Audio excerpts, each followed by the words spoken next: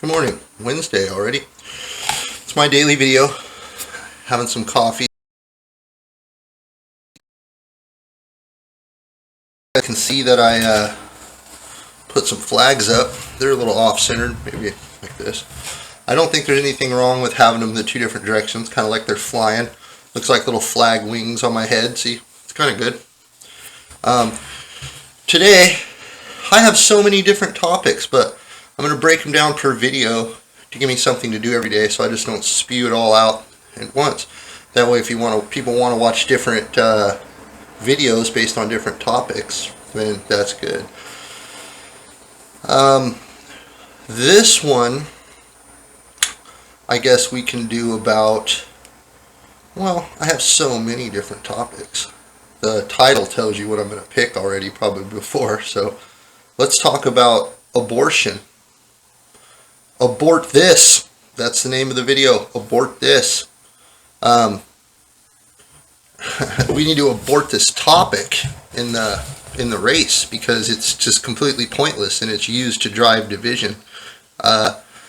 Obviously, the regulations and laws governing abortion are very simple and cut and dry. The whole idea around it is I understand that it's deeply entrenched into everybody's mind, the right to life and pro-life and pro-abortion and all that, pro-choice arguments.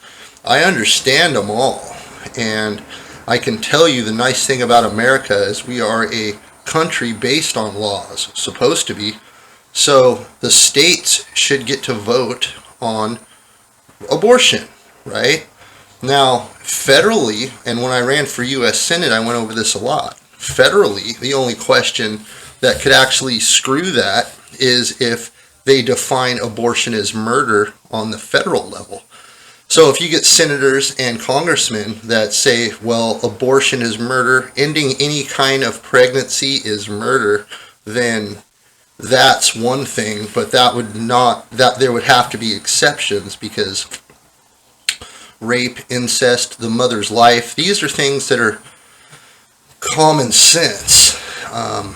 If you need to end a pregnancy for reasons that are obvious, or, you know, I mean, I understand that the letter of the law, there's going to have to be a line drawn, but I have pretty good legislation written up for this, and I'm not the end-all master on abortion or women's reproductive health, but I am pretty good at writing up common sense laws and bills. So it's my opinion that all we need to do is set up a good law that people can vote on. I believe that abortion should be allowed the first time for any woman. Basically, the state should probably pay for it, and it should even be sealed. If it happens twice, though, there's going to be punitive issues that happen. If a girl wants to get a second abortion, she's going to have to go through counseling and mental health training, and it's going to be on a public website, or it's going to be on a list. There's just got to be some kind of humiliation for that. You're not just going to have abortions all day long and just make taxpayers pay for it, and you're definitely not going to celebrate it on my watch, okay? I'm not going to celebrate abortion. I'm not going to stand for the celebration of it. That's just how I am. I'm not going to do it. If I see that, it will be punitive actions taken towards the persons. Okay? So that's the first thing. If you think you have the right to go out and abort all the people that you want, and you can have all the babies you want and abort them all day long, well, then you need to go to a state with a governor that is more liberal and wants to write laws like that, and hopefully the people can vote on it for you. But that's not what I want here, and I don't think anybody wants that. I think that's disgusting, and I think these people are sick individuals that try to preach that. I think late-term abortions are for sick individuals. There becomes a point where your intent needs to be to save the life, not end it, you know.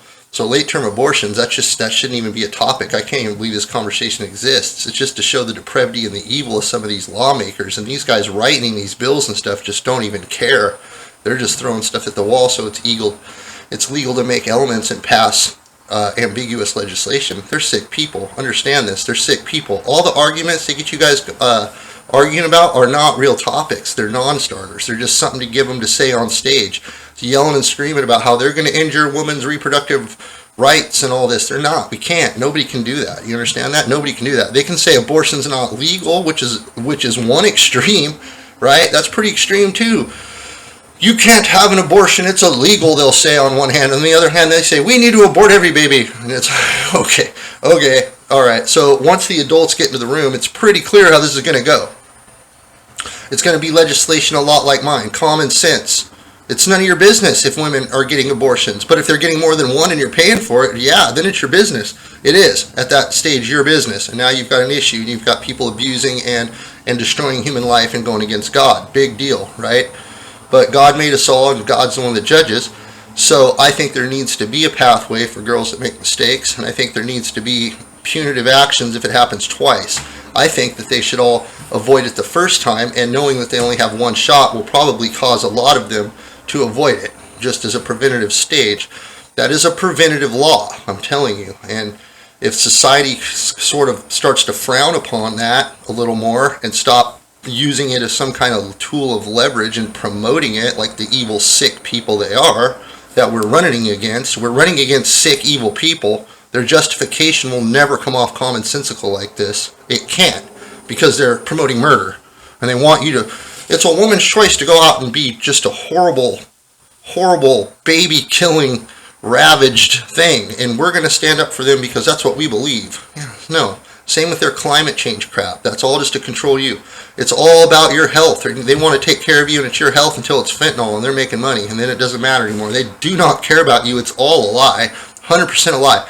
My job, gut it. Gut the government, put the power back into your hands. Let you guys start regulating this stuff. I don't want you guys to trust me or the state. I want you to just know that I'm gutting it and making less of it, and everything I do is going to give you more transparency and visibility into what they're doing so that you, the people, can help me to correct it. Because I can come in and tell you, oh, I'm going to change this, I'm going to change that, but there's going to be things I don't know how to do, and I'm not going to be the best at every industry, and I may not be the best at looking at every angle on things, but I am open to let the people decide. I want to be the regulator of what's fair.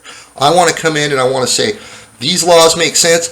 These are clearly being done by special interests. These are clearly being done to enrich companies at the expense of American people, because I don't care about the money. I'm not trying to get super rich. I don't care. It gets boring, okay? Having lots of money, it gets boring. If you have what you need, that's what matters. There's so many people that don't. And doing this is something that actually makes a difference.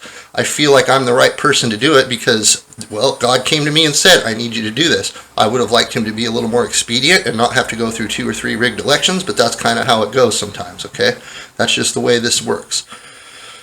They have been cheating a long time and have set their cheating mechanism up to legalize it. However, you can never go against the Constitution, and that's what I'm going to use. I'm going to come in and destroy the APA and a lot of these state agencies with the Constitution. I'm going to have the Emoluments Clause t-shirt, and I'm going to come into the court with the Emoluments Clause right here. Basically, I'm going to try and change everything to constitutional standing. They've done a lot with the Chevron deference to try to give agencies their own courts and stuff and try to keep everything out of any kind of oversight or any kind of accountability on them. They're working on that in the Supreme Court now.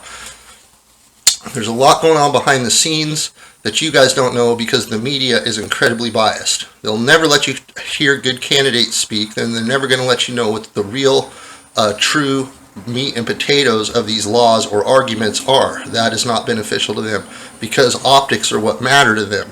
So if the optics look terrible on them, and that all comes down to the media and the way the narrative is painted to you, they're going to just run with that, okay? As you know, they can make a dog into a cat, and they can make a cat into a dog. And before you know it, you'll have members at your own table trying to tell you that a cat's a dog. All right? So let's stay focused and understand what's what. And that's why I'm telling you, when it comes to abortion, abort it. Just abort the topic. Common sense will fix it. Elect me. It's a non-issue. All right? If you want abortions, you'll be able to get them. You're going to look bad for it, and it's not going to be a free-for-all. If you're a woman that's worried about not having the opportunity to do the right thing, Governor Leon's going to give you that path. All right? And everybody's different, and there's case-by-case bases. And for all the money we're wasting on all the other crap, we can actually have counselors. We can have abortion counselors. Imagine that, abortion counselors. Instead of Planned Parenthood, where it should be called Planned Abortion, right? Planned Abortionhood, that's what we should call them. Yes. So, in the next few videos, I'm going to start getting to some of the funner topics that can cause real change to everybody's daily life, not just threats of regulation and taking away your rights, right? We're going to get into some restoration of your rights and really open up the door of what can happen. So stay tuned for the next videos, because I'm going to start to really sell you guys on this new world that I'm thinking about building, okay? And you're going to agree with me on 99% of it, because I am you, right? I'm the guy that's gone in there and been told that, oh, you don't have standing because you're not in our club, but our club runs the entire network and mechanism of everything that you rely on. Oh, that's a nice way of telling me I don't matter and there's nothing I can do to change it. Thanks. Let's not have that anymore. Alright guys, well, that's it for today, Wednesday, the 7th, and you might see on your TV that it appears hell's breaking loose and we're going to World War III and everything. I suggest everyone watch the interview with Tucker and Putin, and that might shine a lot of light on what the rest of the world sees.